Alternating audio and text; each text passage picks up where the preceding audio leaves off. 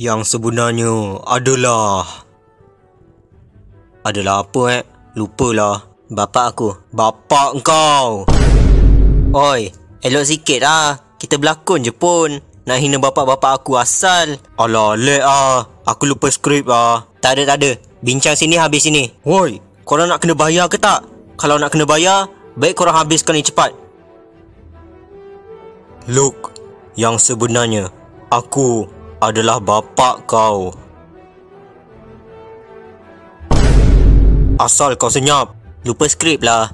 Aku kena buat apa Kau kena cakap tidak lah. Itu pun tak tahu. Alamak ai, kalau kau pandai sangat, kau cubalah jadi aku dekat sini. Benda kacang pun tak reti buat. Cuba try sekali. Darth Vader, kau sebenarnya adalah bapak aku.